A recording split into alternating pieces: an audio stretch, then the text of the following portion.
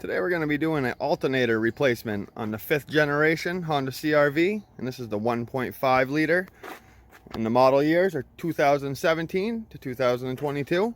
So the tools we're going to need to do this: you're going to need a ratchet, a T50 bit, a 10mm socket, and a 12mm, and possibly you're going to need a little pry bar and a rubber mallet. And for anyone that doesn't know, your alternator location is right there. So our first step, you can go ahead and grab your 10mm and your ratchet, and we'll go ahead and remove the negative battery terminal. And this goes for any other alternator replacement as well. You don't want any power going to that alternator. Just set it somewhere where it's not going to touch any metal on the vehicle. And then second step, you're going to want to go ahead and take a note of how your serpentine belt goes around your pulleys, whether you take a picture, video, draw a diagram, so when we go to reinstall it, you don't have any issues. And now you can see that T50 bit, that is your belt tensioner. You're gonna rotate that clockwise, and it'll give your belt some slack so you can remove it. We'll go ahead and do that.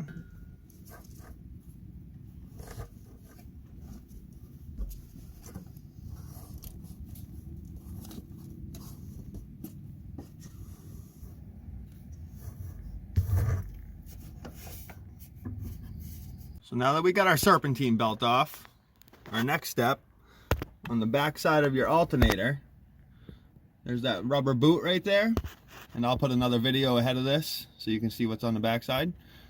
But you pull that rubber boot back, and you have a 12mm bolt, and that is for your power wire. And then there's a connector in front of that. We're gonna have to go ahead and remove those. The connector, there's a little clip on the front side of the clip facing toward the front of the vehicle. You're just going to squeeze it and it'll come right out.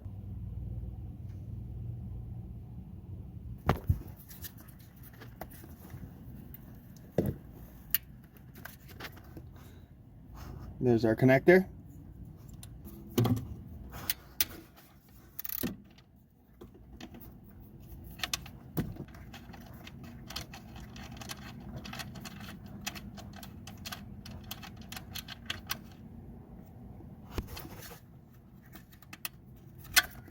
And there's our wire. Now our last step to remove the alternator is to remove the two 12mm bolts. You have one right there on the top, and right below that all the way down, that's your second one we're going to have to go ahead and remove.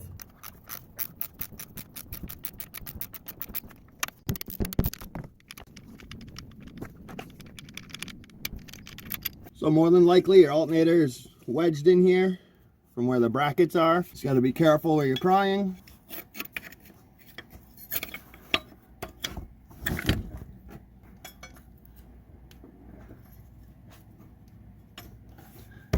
You have to do the same thing to the bottom. Just slowly work it by prying it. Try to wiggle it back and forth.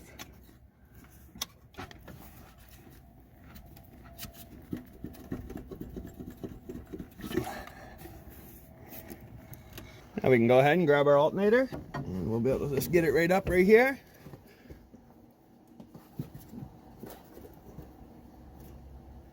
And there it is. Now you can grab your new alternator.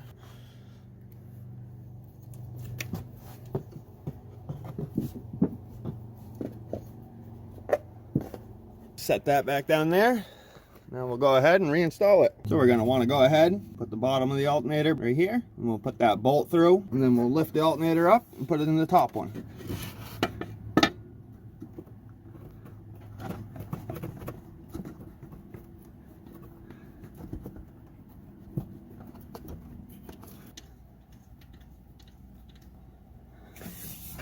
So you just want to hand tighten that bolt on the bottom, and we can go ahead and get the top of our alternator in place, get everything all lined up, and we'll put that bolt in place.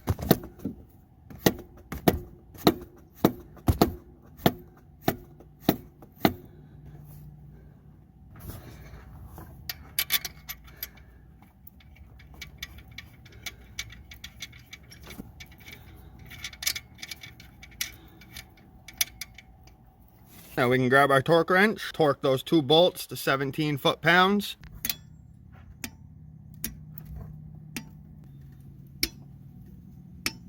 All right, now we can go ahead and reinstall our power wire to the back of the alternator and that plug.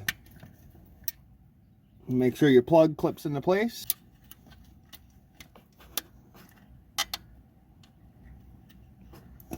Grab your 12mm nut.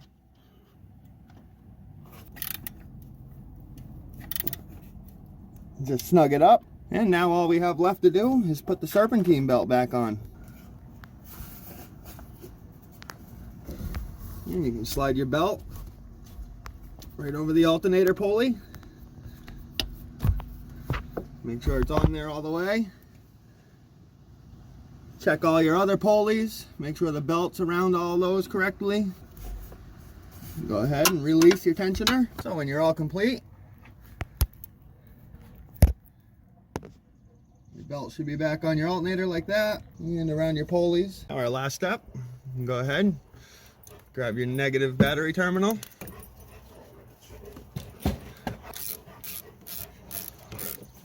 Just tighten it up. Just snug it. You don't need to over tighten it. So when you get in your vehicle and started after doing this, you're going to have all kinds of things saying you have problems with the TPMS, the traction control system. All you need to do is take your car for a small little ride and everything will calibrate back to the way it was.